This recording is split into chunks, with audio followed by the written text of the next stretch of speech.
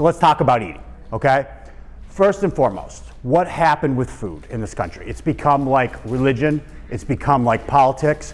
People have very, very strong opinions about nutrition, like crazy strong. Like sometimes I'm interacting with somebody and they have such a strong opinion about it, and I'm asking myself, has this person ever read a clinical study? Did this person go to college for it? Did this person have any certifications in this subject? It's just, people tend to have really strong opinions about things these days, but nutrition's one of them. And I think almost on a daily basis, I hear something like that's completely crazy about diet and nutrition. I'm like, I don't know where you're getting that from.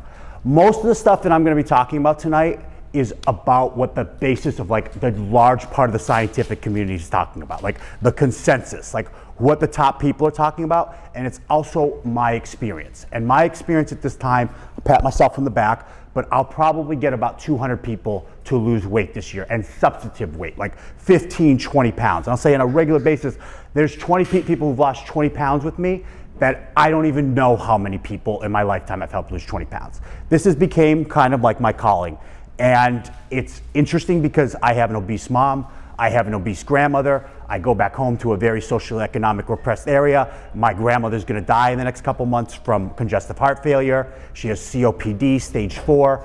But what I do for a living, even though I spent like 5 years fighting with my grandmother about it, is help people lose weight. So I'm passionate about it. I'm not empathetic in the least. I am a very hardline guy. And that's really because obesity doesn't have any compassion. Right? Cancer, the #1 correlation with obesity, doesn't have any compassion. Diabetes, the #1 correlation with obesity, right?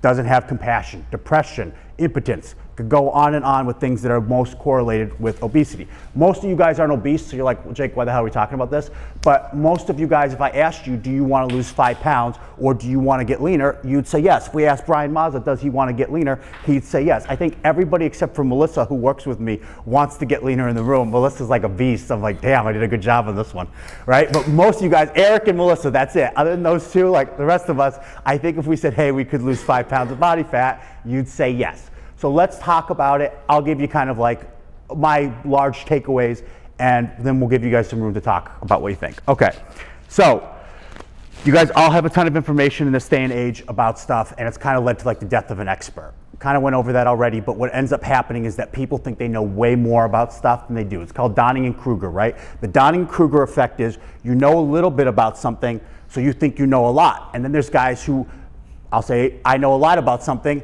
and I actually will be like, oh, I don't know, right? Like when we're talking about this shoe, I was like, does Croc, say that they do recovery? I was like, do we have studies about this thing, because I don't know, and I'm really asking a question. Like when you know a lot about something, you don't know a ton about it. I talked to Eric in the pool today. It was a super fascinating conversation because I wanted to hear what he thinks about ice baths, and what did he think about cryotherapy, because this is a guy who's living it, and I've read research on cryotherapy and stuff like that, but I don't know everything, and this is a person who I can pick his brain and get some really, really valuable information, right? So when we talk about, hey, how are we going to lose body fat? The first thing I'm going to tell you is that people say things like, does the scale matter? And this has been a question that's now out there like, oh, the scale doesn't matter. For most of you, and for anybody who's looking to achieve a short-term goal, the scale matters. Why? Why does the scale matter? Because you have to have something that keeps you accountable. That's huge when it comes to weight loss. And you have to have quantifiable things. So if I said I want to get ready for this event and I want to look my best in 3 months, the scale is a huge indicator that I am going down in body fat and heading to the right direction. Whereas if you said in 3 years you got to look great, maybe the scale doesn't matter as much because you've been weight training that entire time and you've been changing your body composition. There are other tools for that. But for what you guys probably hear time and time again, does the scale matter? Yes, it does. When I'm working with a client, I usually have them give me front back pictures. I usually get a weigh-in. If I can get a DEXA scan, something like that, I'll take it. But I assess them, and then we have a caliber where we're like, okay, I want you to hit this number. And I'll say to somebody, we'll take Melissa again here. I said to Melissa, you're gonna lose 20 pounds. And we did. And you might not look at Melissa and be like, how the hell did Melissa have 20 pounds to lose, right? But she did. And I knew that instantly by looking at her. I knew what she wants to do, and she's thinking about, careers and different opportunities and stuff like that. So I said, look, if you're gonna be in this industry, you've gotta look a certain type of way. And her and Eric look a certain type of way now. So congratulations.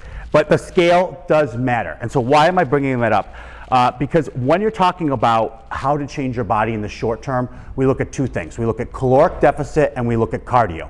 Those are going to be your biggest bang your buck for short-term change. Why? Because you burn more calories when you do cardio than when you weight train. The other thing is that if you're trying to lose weight again, if you're trying to burn body fat, you need to be in a deficit to do so, okay?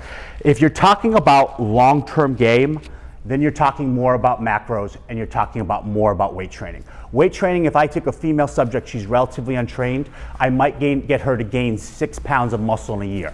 If I had a male subject and he had a year, I might get him to gain 10 pounds of muscle in a year. But that's not year over year. Somebody's not gonna gain 30 pounds of muscle over 3 years, guys. Somebody, if I even had a genetically gifted person, isn't gonna do that. If I had a genetically gifted person doing TRT, testosterone replacement therapy with the doctor, wouldn't gain that. If I had a genetically gifted person doing everything under the sun possible, they wouldn't gain that. It doesn't happen. Somebody's not going to gain 50 pounds of muscle in 5 years. And if you want a little gut check on like what a pound looks like, go to the grocery store and pick up a fucking pound of chicken and ask yourself, are you going to put that much quality tissue on your body? Like if you're like, yeah, I'm going to put a pound of muscle on a week. Okay, well you're out of your mind, okay? But what can happen is the scale can go up. Like Brian, we put on 16 pounds. There's two forms of hypertrophy. There's sarcoplasmic and there's myofibular. I gotta use big words, guys. That's how I make a living, all right? This is an AG t-shirt, okay? I gotta be able to, I'm kidding. But in seriousness, yeah, I'm kidding. But in seriousness, when you talk about sarcoplasmic, that's water in the muscle cell. So like Brian got an increase in muscle cell and the other Brian got an increase in water in the muscle cell. Sarcoplasmic, like if you take off like 2 weeks from weight training, you're like, damn, I'm losing weight, I'm down on the scale. No, you're not. You just don't have water in your muscle cell. Let's say you have a late night munchie and you decide to eat a bunch of carbohydrates. You're like, oh my God, I went up 3 pounds. No, you didn't. Your glycogen went up and you're holding water in the muscle cell, right? You're like, oh, I'm doing keto, I lost 5 pounds. No, you freaking didn't. You don't have water in the muscle cell. Like, come on, guys. But it's okay, but that stuff is called sarcoplasmic hypertrophy. That's what us fancy people use to talk to you guys, right?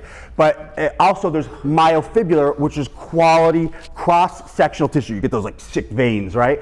That myofibular is actual quality tissue, and that takes time. And that's what like the chicken breast looks like over time. That is hard to build. It's also hard to lose, okay? It doesn't go away. So a lot of times I'll have people and they'll be in the middle of dieting and they'll get on an in-body or a DEXA scan and they'll be like, my lean mass went down. That's not muscle mass. That's lean mass. It's specifically different. We could manipulate that number again by having you eat a bunch of carbohydrates the night before and your numbers would go up because you'd be holding more water in the muscle cell, which would show up as lean mass, but it's not myofibular. It's not quality tissue. Does that make sense?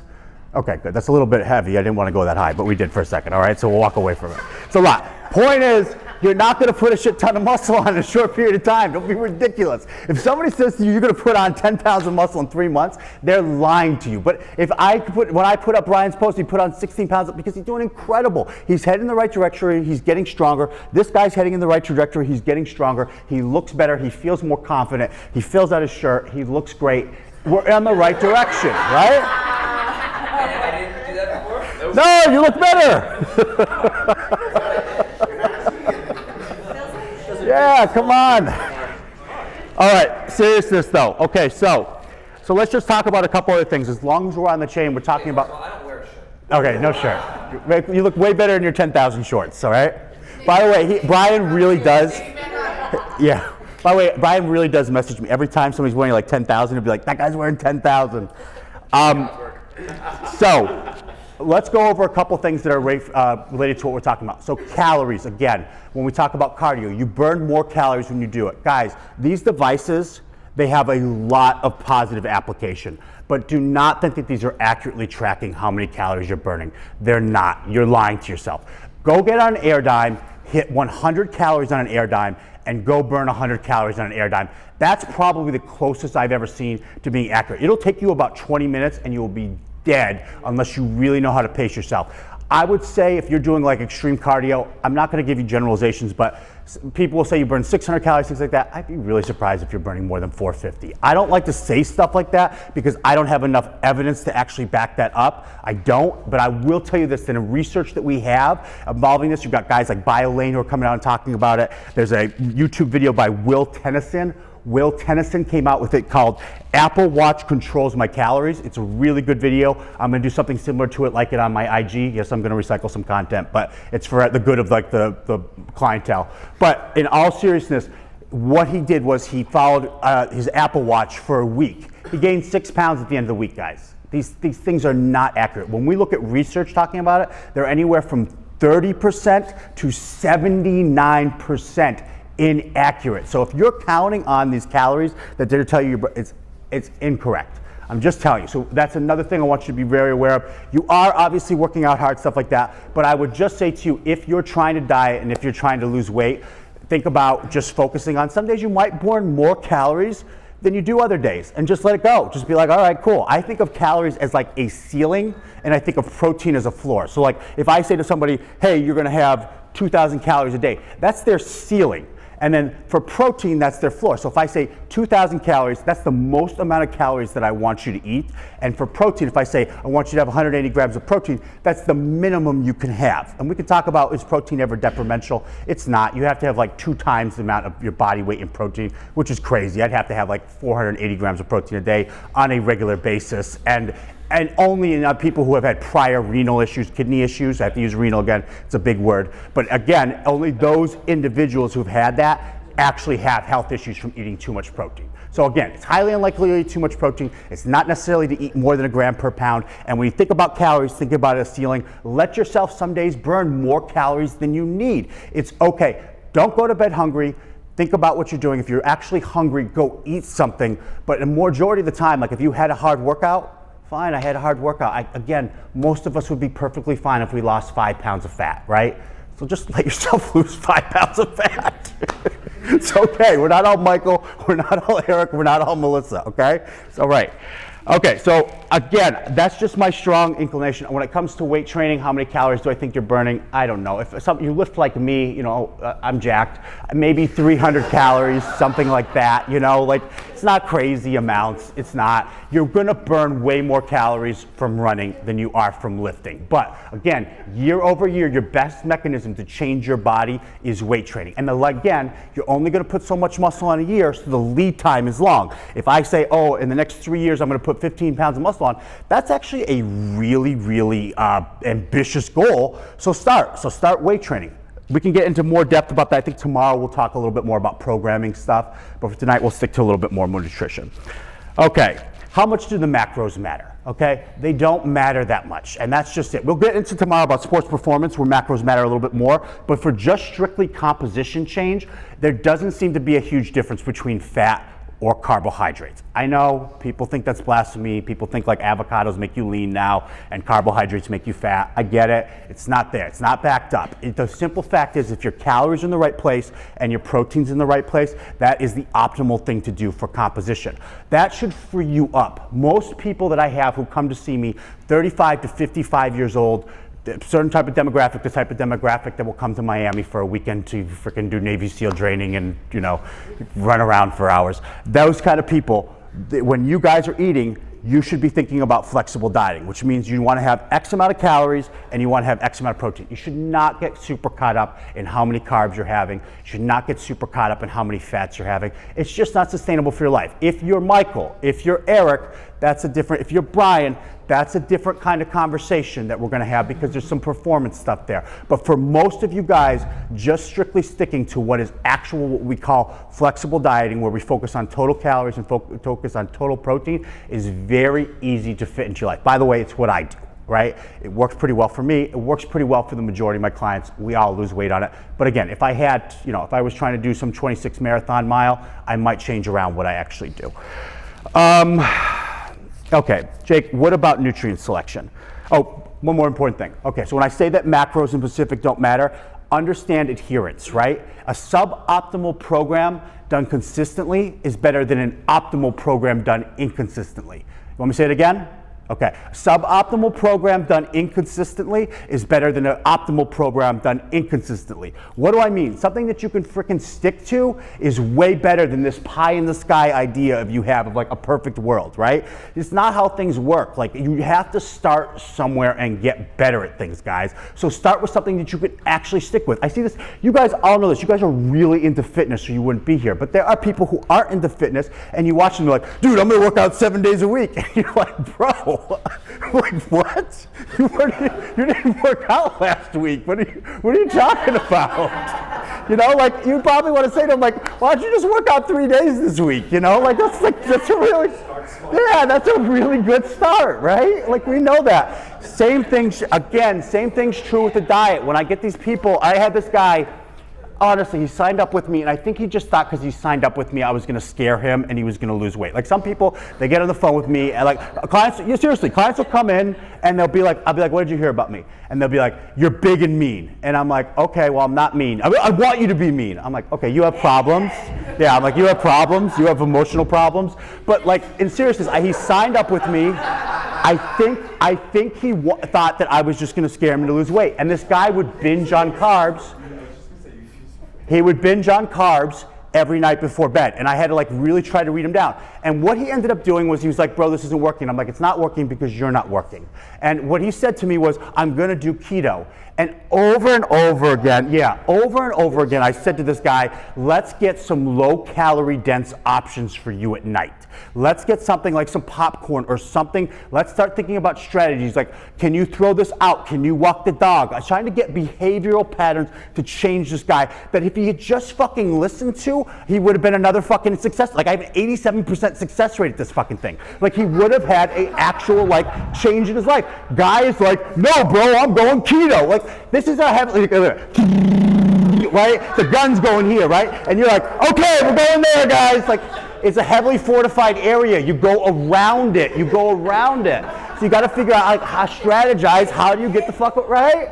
You don't go head on. Like you love carbs. So when macros don't matter, if you love carbs, give yourself some carbs. The stupid thing to do is be like, all right, I love carbs. I'm not having any. Like it doesn't work. Like give yourself, temper it back, reduce, right? But don't eliminate, right? I know tons of people in the fitness industry. I don't drink. Yes, it's a carcinogen. Believe it or not, mild drinking is actually associated with positive health benefits, but it's not something you should take up. 100%. But guess what? I like Casa Azul, all right? So I have a couple Casa Azuls a week, and I wouldn't give it up. And I get plenty of clients who are like, Jake, I want to drink a little bit. I don't have, then we just talk about, well, what's a little bit? 15 drinks. Okay, well, that's not a little bit.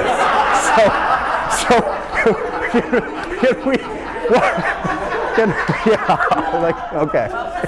Is there anything else going on at home I need to know about? Like, yeah. So we reduce it, right? But we reduce it. I don't say, hey, we're not going to have any drinks, okay?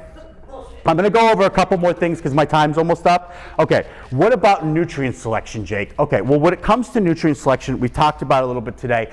I think it's very important, but I think it's a distant in terms of 1, calories, 2, in terms of like macros where we're getting enough protein. But then nutrient selection does play a role. The majority of your food should be coming from complex carbohydrates, monounsaturated fats, and lean proteins. Okay, Jake, you just used big words again, but we actually need to understand what you're saying. Okay, so let's start first. Lean protein. What is a lean protein? And this, even you guys who are super fitnessy people, when I say lean protein, you probably don't know what the definition of lean protein is, right? You're like, oh, chicken breast. Okay, well, what I mean is something, if you had 4 ounces of it, is less than 10 grams of fat. That is defined as a lean source of meat. Less than 10 grams of fat per 4 ounces. So if something doesn't have a label on it, what do? You don't fucking buy it. It's that simple. If you don't know how many ounces of fat is in that steak, don't buy it. And I know people get really caught, like somebody be like, well, what about grass-fed, Jake? Well, okay, listen, I get it, but let's start again first with the lean protein. Then you can look at grass-fed, but even grass-fed is more complicated than that, guys. There's grass-fed and there's grass-finished, right? To actually figure that out, like most of you probably are, again, super fitnessy people, and you've never even heard the term grass-finished. And it just means that that cow could have ate only for a little bit of time in the pasture and not even mostly had grass-fed throughout most of the process, and they're still calling it grass-fed. That's the problem. When somebody goes, buy all organic, well, If you actually look into organic, it's way more complicated than that because some stuff is labeled organic and it's not really organic. It's a really you have to really, really be an educated consumer. So I'll give you my overall stint about nutrient selection. 1, opt for lean proteins, make sure there's a frickin' label, it's less than 10 grams of fat per 4 ounces. Complex carbohydrates are things like rice, oatmeal, multigrain, whole grain. I know some of you are saying avoid gluten, fine. If you don't want to avoid gluten, go ahead, avoid gluten. But rice, oats, sweet potatoes, red potatoes, things like that. Monounsaturated fats are your oils, your olive oil, your avocado oil, things like that. It's not coconut oil. Coconut oil is a saturated fat. When we look at studies involving it, it still shows up for your triglycerides. Even I know it's a different form of chain, it's a medium chain. It still shows up as elevating HDL and things like that. So I'll tell you what it is again. It's nuts, it's oils, it's peanut butters, it's things like that, avocado, it's things like that. Don't just think because you're having that that's healthy. You still need to have the proper amount of portion. A lot of those things I just said are very calorically dense. What do I think about organic? My honest to God feedback about being totally unabridged. It depends how much money you make. If you make a lot of money and it doesn't matter to have organic, then just have organic. That's the Jake's simple guide to ordering out of organic. If you can financially, it's not a financial issue, just buy organic. If it is a financial issue and you really care about what you're eating, then educate yourself. Something like an avocado that's organic, it doesn't matter. It's a hard shell, it's unlikely the pesticides are raspberries, berries, I buy organic when they're in my house. I just do. Just bother to educate yourself, and if you can't educate yourself, it's okay. This is a distant concern. It's way more important that you get the calories right. It's way more important that you're getting a certain type of foods right. I think it's getting a little bit boring and long drawn out. Let me look if there's anything else left to say. What'd you say?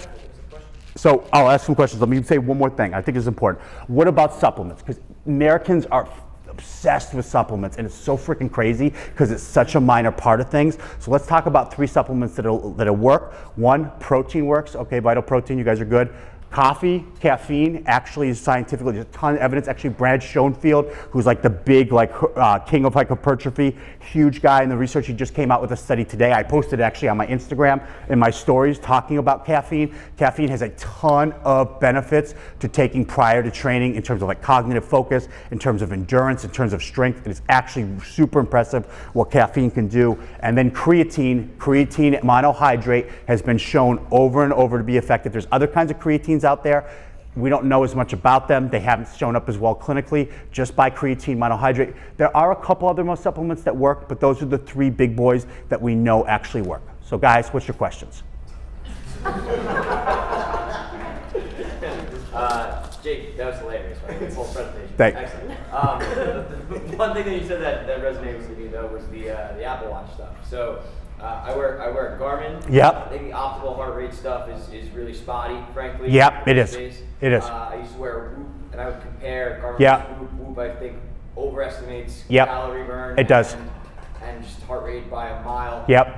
What about when you wear a heart rate strap though? Sure. So let's go over a couple things. The most effective overall device that's wearable, or wearable as they call it, is the new Apple Watch, the one that came out. The reason for that is just it has more consumers, it has more data. When we look at a research paper, there's called N, right? And we always say N does not equal 1. What does that mean? Just because you fucking did it doesn't mean it works for everybody else, because N doesn't equal 1. So if I go around saying, well, I did this, it worked, that would mean N equals 1. When it comes to Apple, they got a ton of consumers, so they just keep getting more and more effective. And also too, because they're coupled with the Mayo Clinic, they're getting really, really effective at data. So the Apple Watch is the best. I think the Garmin works the best for just pure runner data because they've been in the running space for a really long time, and they seem to be the ones that came out on top, and so they have really great running data. Whoop has good sleep data. I think sleep is easy for these guys to figure out because all the data that I'm seeing from these things on sleep, they're all pretty comparable. So they all seem to have really good sleep data. And I can tell you Whoop is very good because I bought it. I bought the freaking 1 year and then I never wore the thing after I realized this thing is not totally accurate. But I had a sleep study done around that same time and I wore the Whoop and they were almost spot on. So I was really impressed about that aspect. That again is N equal 1s, that's my anecdotal opinion. But again, when we look at research surrounding it, it seems like these wearables are nailing it when it comes to sleep. So you can at least be confident the money you spent at least is giving you accurate sleep data. It is not giving you accurate calorie data. Even this bad boy, it's the newest Apple Watch, is not giving me accurate calorie data. This is pretty good though with heart rate. Some of the other stuff that's a little bit more like technical that you're wearing around, yeah, they seem to be increasingly more and more accurate. They're getting there, right? But we just have more data. Apple still seems to be the best on the market though when it comes to heart rate data. Like this thing can detect if someone's AFib. It seems to be getting more and more there, and it seems to be getting more and more there with calories. This new technology, guys, like, do you guys remember when MyFitnessPal let you take a picture or a video and say how many calories it was? Did anybody remember that update? Yeah, you remember that oh my God, it was so bad. Like I would look and take a picture of like yogurt and it was like, this is ice cream, it has 500 calories. I was like, dude. But it's gotta start somewhere, right? So it can get better. So it is getting better, right? And Apple Watch will probably become the best at it because they have the most, remember, the highest N, right? So they have the most users, so they have the most data, right? How do you change your nutrition on a strength day versus a cardio day?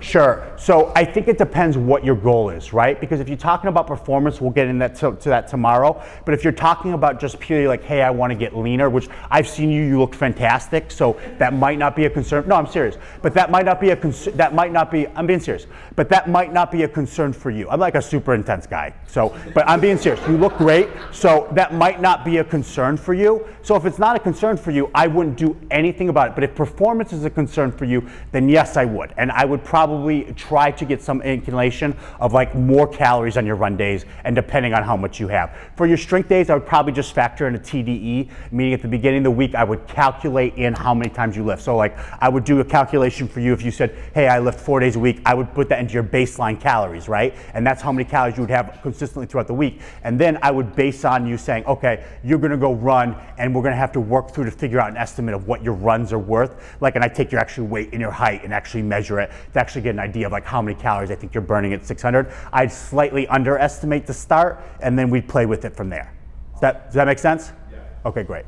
I have a question. What's up, Jen? It's more of a statement. So, in terms of macros, because before I worked with you, I didn't even know what that was, right? So, I mean, I did, but I didn't know how to break it down. So, you have everybody's individual, and their macros are going to be different. Yeah. Their activity, et cetera, et cetera. So, when you break down the protein, the fat, and the carbs, someone that's a layperson walking into that situation, how will they know what are the appropriate carbohydrates to eat? Yeah. Because that's always a problem. So someone's like, Yeah. well, I can have 50 grams of carbs Yeah. a day. Yeah. Well, how do you talk to a person that would not know what is the appropriate carbohydrates? What are the appropriate fats? Sure. What are the appropriate So, proteins? two things I would say to you again is that one, I would not even get into like with an everyday person. Like if I had I don't know, let's talk about my typical client comes to the door. He's 38 years old, he's in finance, he's 210 pounds, and he says to me, Jake, I need to change my life, and I heard 5 other people change their life in town with you, how do I do it, right? That would be a typical client. I wouldn't even talk to that guy about macros. I would just get him to be like, look, you've got to figure out how to accurately track, I need you to measure, I need you to get protein, and I need you to get X amount of calories. And then I'd have to like, usually what happens with that person, Jen, is this last week, somebody goes to me, I think I'm eating 15 to 1,800 calories a day, and I'm not losing weight. I'm like, bro, you had Chinese yesterday. And I have to be like, did you Google, literally, and I have to say to him, did you Google that shit? And I literally said that to him, and he goes, I go, that's 15 fucking hundred calories right there.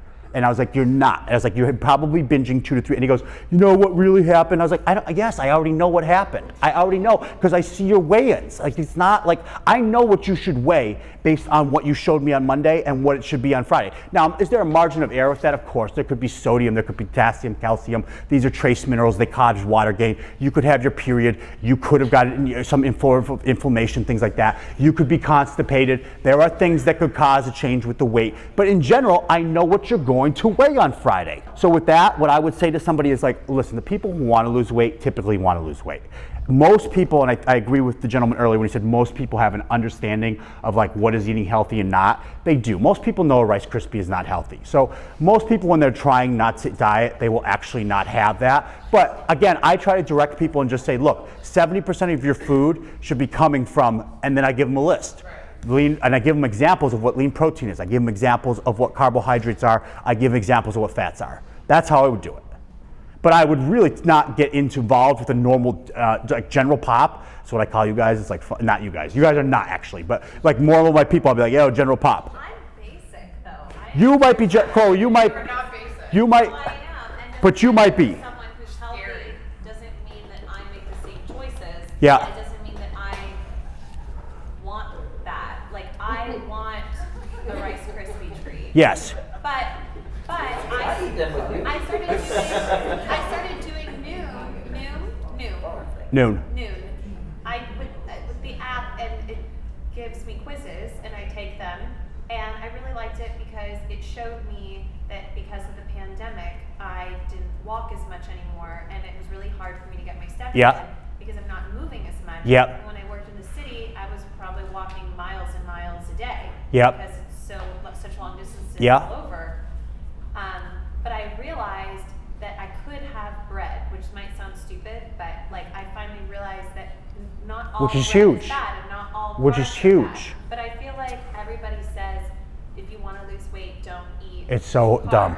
But It's that's dumb. not true. It's not true. So again, that is how I would handle that. With someone like with you, I would say you are general population. And why I say that is because you're here because you're here because Brian's your husband and you're having an event. Whereas these guys are all opting to be here, so they're probably not. They're like running Murph and stuff like that. So for noon, I think that's an excellent thing. The only thing that I get into with that is like when Verb started with Vin. He came to me and he's like, yo, we're doing this thing and this is what's going. And it was too new at this game to realize I was getting like, he was basically picking my brain for like how to do it. And I was like, he offered me equity, and I was like, dude, I don't think this will work. But I told him, I was like, bro, these people, it was a computer simulated program that basically like tries to keep you accountable. It's like, dude, people don't lose weight because of a computer. They're gonna lose weight because of me. People literally feel like they're worried about having an interaction with me because when somebody says something to me, I don't care. And I really don't. I don't care. And I that's hardwired for me, just the life I had. I don't. I've had people who have not been a part of my life. So to worry about, somebody in an interaction like not liking me, I don't care. Like I don't. For you though, if you have in a level of accountability, if you have, for general pop like you, if it just depends if I think the app's incredible. Now here's the question. Great, and it's a question of Chloe, will you adhere to it? And so if you will, and that's a certain type of person, then that works. And then there's also a certain type of person who needs me, and a lot of times it's successful business exec, ex-athlete who needs a coach. But you're probably expensive, and I can afford Noom, and I can't afford you. And that's what it is. Right. And that's what it is. And I don't even pretend that. I have, That's the same organic. That's it. That's the same. I have if you want, You are organic. I look for 100%. If you ask me what my target demographic is, I know what my target demographic is. I mean, I'm in Larchmont, New York. I know even when somebody signs up. Named top trainer by Westchester. Yeah, I like it. Yeah, but in all seriousness, so I know that, and I also know even when somebody signs up, like I've had people be like, this is a lot of money, and I'm like, okay, well, it's not for you. And I even had somebody this past month go like, I feel like I would be doing this on my own. What the fuck did you hire for me for? Like, why? If you were gonna do it on your own, like, why? I tell people when I get on the phone, this is very accountability heavy. You are going to be communicated with daily. You get jobs. Yeah. Friday, Monday. Yeah. What else? People get send their logs every day, and they get Monday and Friday weigh-ins, and people lose weight, and they do, and people get transformations. But if you don't need a coach, you don't need me. We're gonna play Done. off like the Oscars. Yeah. Anyway, But that's that's why he's the best in the business.